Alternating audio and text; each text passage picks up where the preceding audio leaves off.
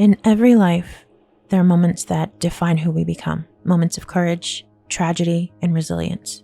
The story we're exploring today is one of unimaginable darkness. This is the remarkable story of Alison Botha. Born on September 22nd, 1967, in Port Elizabeth, South Africa, Alison Botha grew up as an ordinary girl with dreams and ambitions like any other.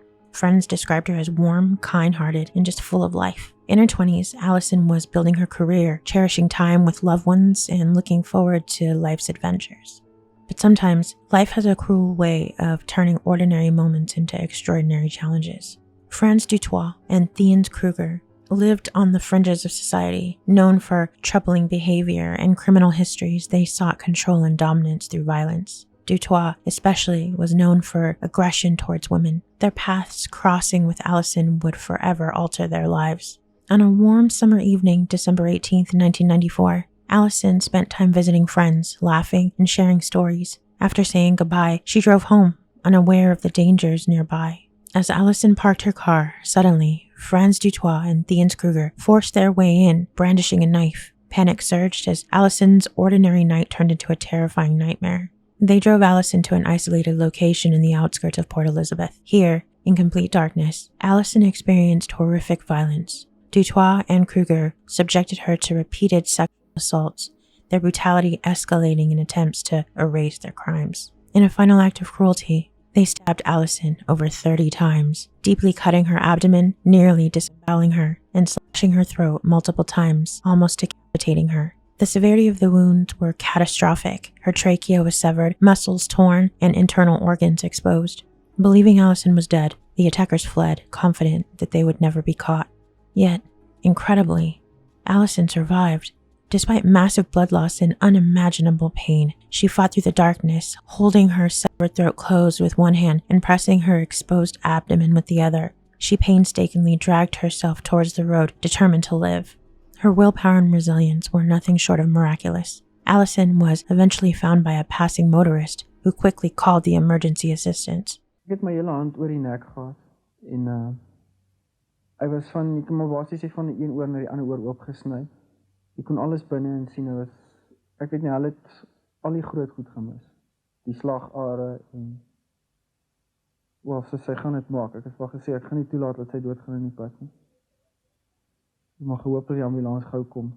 At that time, I actually didn't want to give up, but only for him, really. He'd gone to so much trouble. I thought, I can't give up now. He's gone to so much trouble. I'm in good hands. I must just hang on for him.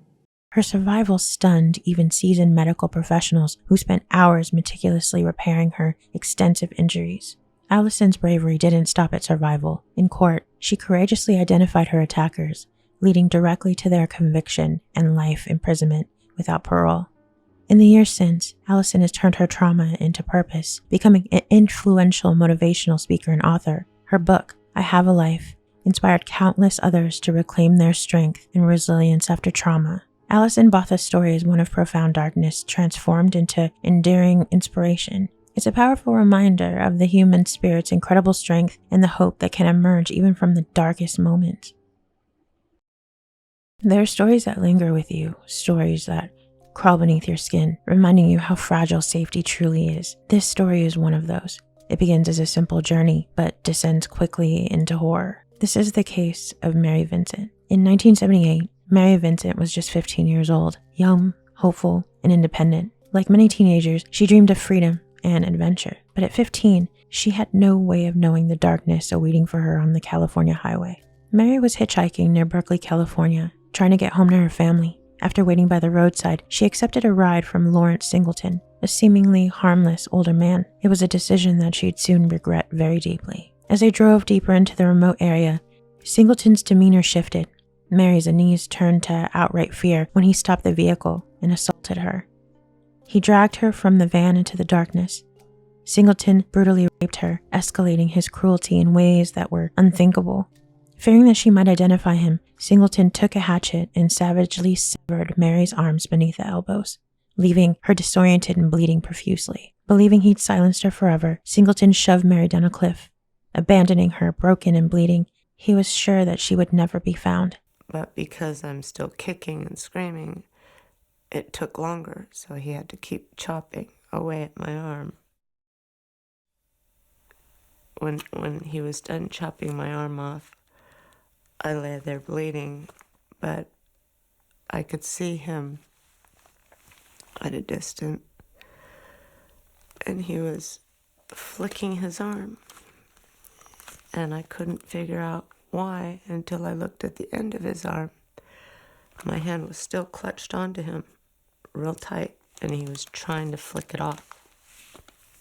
Bleeding heavily, Mary regained consciousness, alone in the pitch-black darkness.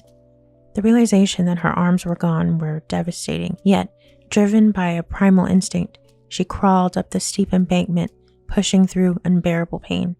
She coated her severed limbs in dirt, desperately attempting to slow the bleeding. For hours, Mary stumbled along the highway, fighting delirium, driven by sheer instinct and fear. Fear that Singleton might return to finish what he had started. Eventually, a passing car spotted her, stopping abruptly at the gruesome sight. Mary survived her injuries, but the psychological scars remained.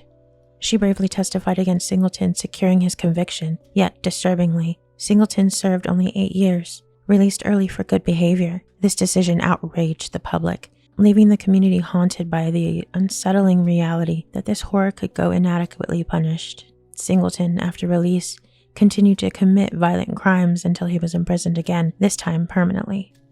But for Mary, peace was elusive, haunted forever by the brutalities she endured. Mary's story serves as a chilling reminder that sometimes monsters hide in plain sight. Her courage is undeniable, but the injustice she endured leaves a lingering sense of unease, a grim testament to the flawed system and the unimaginable horrors ordinary people can face. Sometimes reality is darker than any nightmare we can imagine. It was a warm, humid night in Dickinson, Texas. The air hung heavy with the scent of summer as 8-year-old Jennifer Schuett lay sound asleep in her bed. Just another typical evening in the small, tight-knit community. She had no way of knowing that this night would change her life forever. Jennifer was an innocent, spirited young girl, full of life, laughter, and curiosity. That day, she had played with friends, enjoyed her favorite cartoons, and fallen asleep in the gentle glow of her nightlight, safe, or so it seemed. But evil has a way of slipping through the cracks, and that night it crept through her window. Dennis Bradford, an unassuming face in the crowd, a man no one suspected, entered Jennifer's bedroom under the cover of darkness. He was cold, calculating, and driven by something unthinkable. In one horrifying moment, he scooped her up from her bed and carried her away into the night. Hours seemed to blur together as Bradford drove Jennifer to a desolate field, isolated, lifeless. There, in the suffocating silence, he unleashed his darkest desires. Jennifer's screams were swallowed by the void as he brutalized her, heartlessly, and when he was done, he made a choice that would seal his fate. He pulled out a knife and slit Jennifer's throat, twice. Blood soaked the earth as he left her for dead. Her tiny body sprawled on the shards of broken glass, a grotesque monument to his cruelty. But Jennifer wasn't dead. Not yet. In unimaginable pain, her voice silenced by the wound, Jennifer clung to life with a fierce, unyielding will.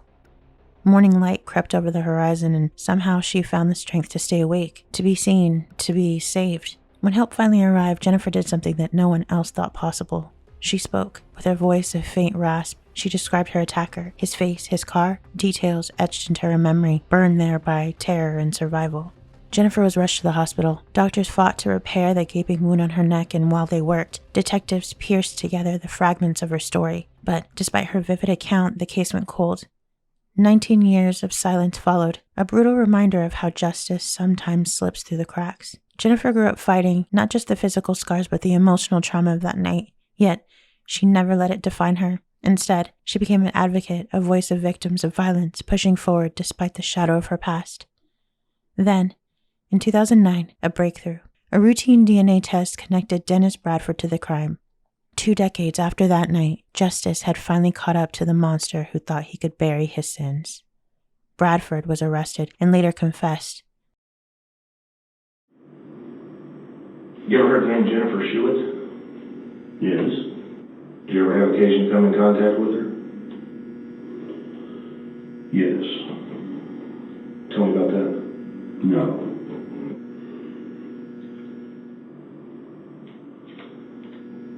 My whole life for the past 20 years has been utterly and completely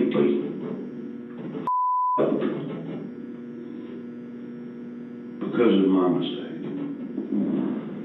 I can tell, obviously this affects you a lot, but I think you would, if you were to see her, I think you would be extremely proud of her.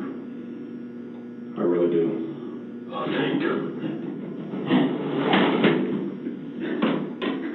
She's alive. Yes, she's alive. She's alive. She's alive. Let me tell you, she is a incredible young woman.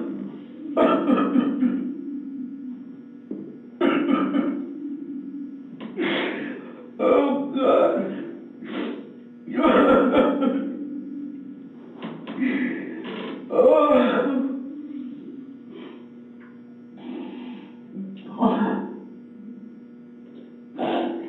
Oh, God. Thank you.